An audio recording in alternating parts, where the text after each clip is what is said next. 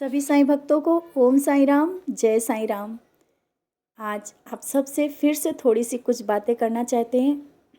जैसा कि आप सबको पता है, नवव्रत के बारे में। नवव्रत के बारे में आप सबके बहुत से क्वेश्चंस होते हैं, बहुत क्वेश्चन होते हैं कि क्या करें, कैसे करें। नवव्रत के बहुत से क्वेश्चंस होते हैं। उसमें से एक एक क्वेश्चन, जैसा कि अभी मेरा एक वीडियो आया था, एक दो उसमें आप लोगों का एक क्वेश्चन का आंसर तो शायद मिल ही गया होगा। अभी जो आप लोगों के क्वेश्चन चल रहा है उद्यापन को लेकर के, जो कि आप लोग बहुत से क्वेश्चंस आ रहे हैं, बहुत लोग क्वेश्चन कर रहे हो कि 9 गुरुवार का ये दीदी करें कि ना करें, ऐसे करें। उसमें से ये वाला है क्वेश्चन कि आप 9 गुरुवार व्रत करते हो, आपकी मनोकामना नहीं पूरी हुई और उद्यापन करें या ना करें, यही क्वेश्चन होता है ना।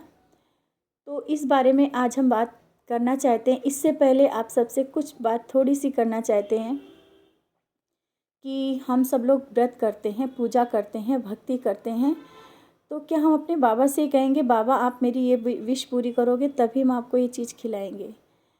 अगर हम पूजा करते हैं, निष्काम भक्ति अगर करने लगे ना, तो शायद हमें मांगने की ज़रूरत ही नहीं पड़ेगी, नहीं मांगने की ज़रूरत पड़ेगी। हम लोग बगैर मांगे ही हमें सब मिलने लगेगा। हाँ, जानते हैं जब परेशानियाँ ज़िंदगी में आती हैं ना, तो लगता है कि नहीं, कुछ अलग पूजा करें, कुछ स्पेशल पूजा करें जिससे कि हमारी ज़िंदगी की परेशानियाँ ख़त्म हो। उसी से आप सब लोग बहुत से उपाय भी करने की कोशिश करते हो। यह सब चीज़ें तो 9 व्रत उसमें से मेन है। और हाँ, 9 व्रत जो लोग करते हैं, जो भी परेशानी आती है लाइफ में, बाबा हर समय पूरा करते हैं। 9 करते हैं व्रत, और जो कुछ लोग 11 व्रत करते हैं। इन 9 व्रतों में अक्सर लोगों ने देखा होगा कि सबकी लाइफ में जो भी परेशानी आती है और जो परेशानी को लेकर के बाबा के आगे 9 व्रत करते हैं, और 9 व्रत करने के बाद उनकी हर मनोकामना पूरी होती है। ये आप सब जानते हैं। जो लोग व्रत कर चुके हैं, जो नहीं किए हैं, उनसे भी कहना चाहते हैं बाबा हर एक समय अपने भक्ति की सुनते हैं। ऐसा नहीं कि आपने व्रत किया है और आपकी बाबा सुने, क्योंकि हम लोग जब 9 व्रत करते हैं तो बाबा के आगे संकल्प लेकर के करते हैं और भूखे रहते हैं। तो वो तो आप सबको बताया कि भूखे नहीं रहना है।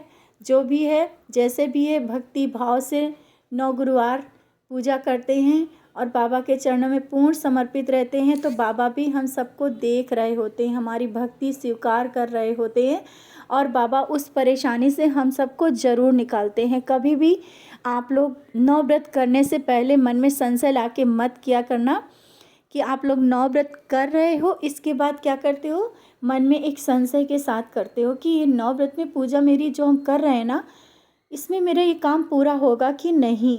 जहाँ पे हम सबका संशय शुरू हो जाता है ना कि शायद हो पाएगा, क्योंकि ऐसी चीज़ हमने बाबा से मांगी है ना कि शायद ना हो पाए।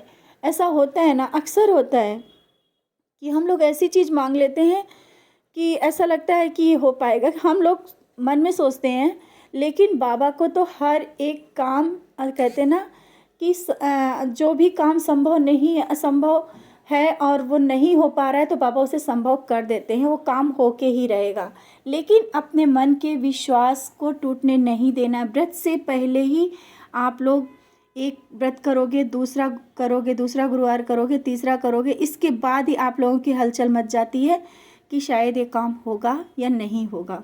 जहाँ पर आपके इस जगह पे विश्वास डगमगाने लगता है ना, तभी हर एक काम में देर होने लगती। क्योंकि जिस विश्वास के साथ हम व्रत करना शुरू करते हैं ना, वो 9 गुरुवार तक के वही विश्वास रहना चाहिए जिस विश्वास के साथ पहला गुरुवार रहते हैं। हमें अपने विश्वास को वैसे ही जैसे पहले गुरुवार में रखते हैं, वही विश्वास 9 गुरुवार तक के रखते हुए अगर हमने व्रत किया, तो मेरा विश्वास है कि आपने जो मांगा है वो ज़रूर पूरा होगा। क्योंकि जब हम बाबा से जुड़ते हैं, विश्वास के साथ जुड़ते हैं, और 9 गुरुवार व्रत हम जब कर रहे हैं, तो विश्वास के साथ ही करना चाहिए ना, तभी तो मनोकामना पूरी होगी। आप अगर सोचो कि यहाँ पे अगर हमने 9 गुरुवार व्रत करना शुरू कर दिया है, 2 करेंगे, 3 करेंगे, इसके बाद विश्वास टूटने लगता है। व्रत तो करते हैं, लेकिन एक मन में संशय रहता है कि अब तो 2 हो गए, 3 हो गए, अब 4 पे आ गए और अब 5 पे आ गए, अभी तक की वो चीज़ पूरी नहीं हुई, अब पूरी होगी या नहीं। मतलब इतना विश्वास लास्ट में आकर के आप लोग जब 8वां गुरुवार करते हो तब इतना आप लोगों को मतलब हो जाता है कि उस समय आपका ये सोचने लगते हो कि अब जो 9वां आएगा उसमें उद्यापन करेंगे क्योंकि नहीं करेंगे, क्योंकि हमारी विश तो पूरी नहीं हुई। आपने आपके जो चीज़ें मन में जो चलने लगता है ना, सब वही चीज़ें होने लगती, वो काम देर से होने लगता है क्योंकि आपका विश्वास टूट रहा होता है। जहाँ पे विश्वास टूट रहा होता है तो उस जगह काम में तो देर होएगी होएगी। तो आप सबको जो पहला गुरुवार जिस विश्वास के साथ आप करना शुरू किए ना, वो लास्ट तक के रखना है, 9 गुरुवार तक के बिल्कुल एक दृढ़ विश्वास के साथ रहना है कि हमने 9 गुरुवार व्रत का संकल्प लिया है बाबा के आगे तो वो ज़रूर पूर्ण होगा। फिर आप लोगों का आता है कि आपने 9 गुरुवार व्रत किए, उसमें से आपकी अगर अब विश पूरी नहीं हुई, आपकी मनोकामना पूरी नहीं हुई, आप उसी जगह पे छोड़ देते हो, बोलते हो मेरी मनोकामना पूरी नहीं हुई, तुम उद्यापन क्यों करें। मतलब उस जगह पे बाबा से एक क्वेश्चन खड़ा हो जाता है कि आप उस चीज़ को अपनी पूजा को आधा ही छोड़ देते हो, आप उद्यापन नहीं करते हो क्योंकि आपकी मनोकामना पूरी नहीं हो रही है। 9 गुरुवार करने के बाद मनोकामना नहीं पूरी हुई तो इसका मतलब ये नहीं कि आपने 9 गुरुवार किया है और उसमें अगर पूरी नहीं हुई तो आगे मतलब 2-4 दिन 10 दिन में वो पूरी नहीं हो जाएगी, ऐसा तो है नहीं। 9 गुरुवार में पूरी नहीं हुई, हो सकता है कि आप उद्यापन करो उसके दूसरे तीसरे दिन ही पूरी हो जाए। लेकिन कहते हैं ना कि हम लोग अपना विश्वास तोड़ देते हैं 2-3-4 गुरुवार रहने के बाद ही।